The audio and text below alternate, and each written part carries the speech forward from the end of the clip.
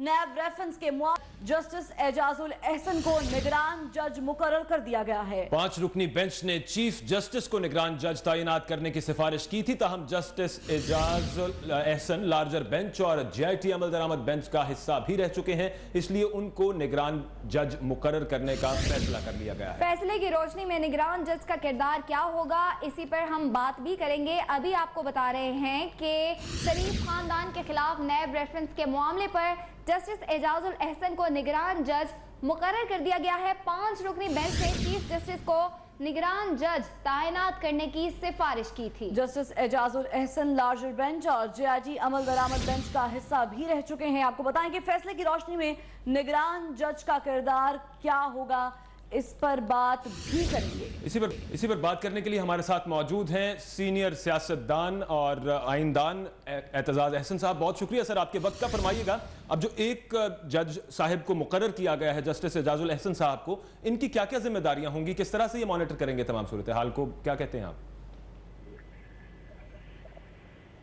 इनकी कोई खास जिम्मेदारी नहीं होगी, सिर्फ निगरानी करेंगे कि वक्त के साथ साथ ये हो रही है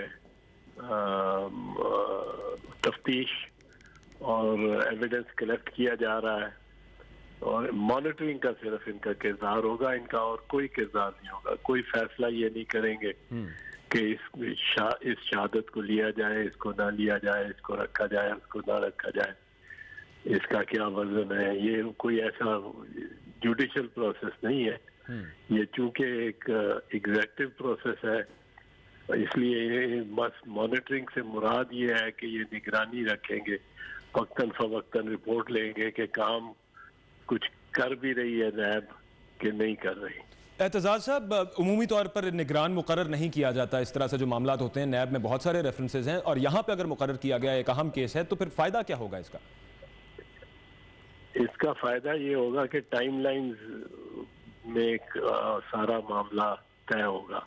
जो टाइम मुकर्रर किया है, जो वक्त मुकर्रर है, मुकर्रर वक्त में सारी कार्रवाई खत्म हो जाएगी, चाहे वो इस तरफ जाए चाहे उस तरफ जाए, उससे मॉनिटरिंग जज को कोई सरोकार नहीं होगा।